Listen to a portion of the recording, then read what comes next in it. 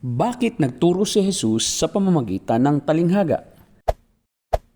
Sasagutin namin ang tanong na ito sa video ito.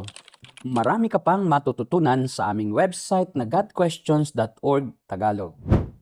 Sinasabi na ang talinghaga ay isang panlupang kwento na may makalangit na kahulugan. Madalas na gumamit ang Panginoong Hesus ng mga talinghaga bilang kasangkapan sa pagpapahayag ng malalim at makalangit na katotohanan. Ang mga kwento ay mas madaling matandaan at ang mga tauhan ay madaling makilala at mayaman ito sa kahulugan. Ang talinghaga ay karaniwang ginagamit ng mga Hudyo sa pagtuturo.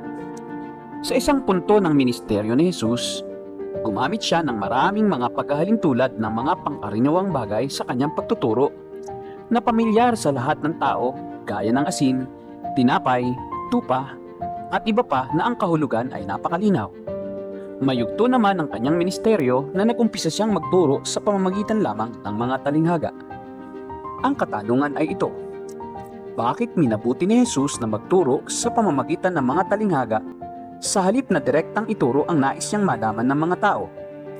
Ang halimbawa nito ay ang talinghaga tungkol sa binhi at mga uri ng lupa.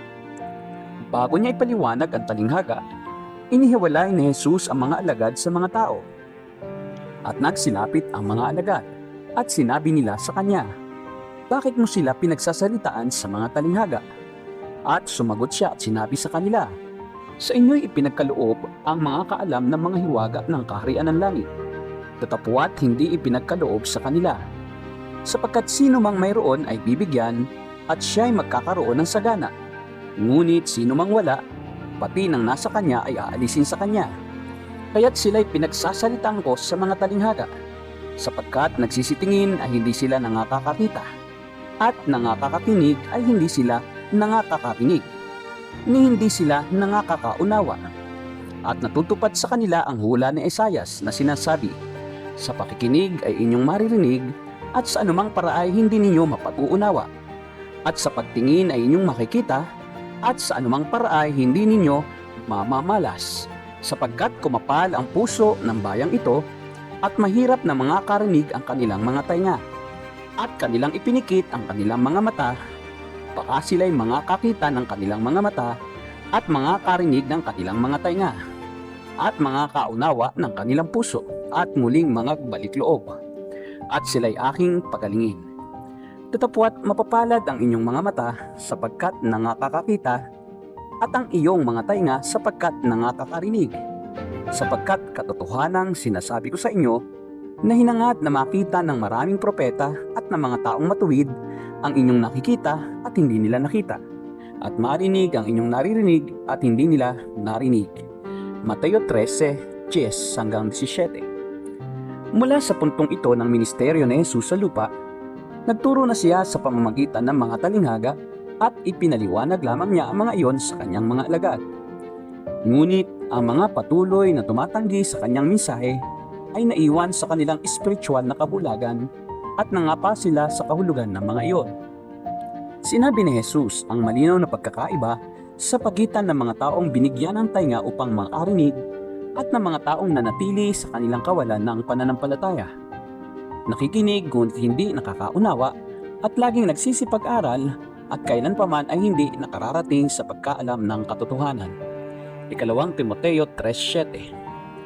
Binigyan ang mga alagad ng kaloob ng pangunawang espiritual upang sa pamamagitan noon ay kanilang maunawaan ng malinaw ang itinuturo ng Espiritu Santo. Dahil tumanggap sila ng katotohanan mula kay Jesus, ang mga alagad ay binigyan pa ng mas maraming katotohanan. Ganito rin ang nangyayari sa kasalukuyan sa mga mananampalatayang binigyan ng kaloob ng banal na Espiritu na siyang gumagabay sa kanila sa lahat ng katotohanan. 1:16-13. Binuksan niya ang ating mga mata sa liwanag ng katotohanan at ang ating tainga sa mga matamis na salita tungkol sa buhay na walang hanggan. Alam ng ating Panginoong Hesus na ang katotohanan ay hindi laging maganda sa pandinig. Simple lang ang dahilan. May mga taong wala talagang interes o di kaya'y walang pagpapahalaga sa mga malalim na katotohanan tungkol sa Diyos. Kaya bakit nga ba siya nagtuturo gamit ang mga talinghaga? Para sa mga tunay na may pagkauhaw sa Diyos, ang talinghaga ay isang epektibo at madaling maalalang paraan sa pagpapaliwanag ng mga katuruan tungkol sa Diyos. Ang mga talinghaga ng ating Panginoong Hesus ay naglalaman ng napakaraming katotohanan sa maiksing mga pananalita. At ang kanyang mga talinghaga ay mayaman sa imahinasyon at hindi madaling makalimutan. Kaya nga, ang talinghaga ay isang pagpapala sa mga nagnanais na matuto. Ngunit sa mga taong may matigas na puso at tainga na makupad sa pakikinig, ang talinghaga ay isa ring deklarasyon ng paghatol ng Diyos. Yan ang aming sagot sa tanong na, bakit nagturo si Jesus sa pamamagitan ng talinghaga? Sa aming website na gotquestions.org Tagalog, mababasa mo ang pagtalakay sa iba't ibang paksa at mga inirerekomenda naming babasahin. Kung nakatulong sa iyo ang video nito, click ang thumbs up at subscribe button. Kung gusto mong mapanood ang aming mga susunod na video, i-click ang bell at panoorin ang mga susunod na sagot sa iba pang mga tanong.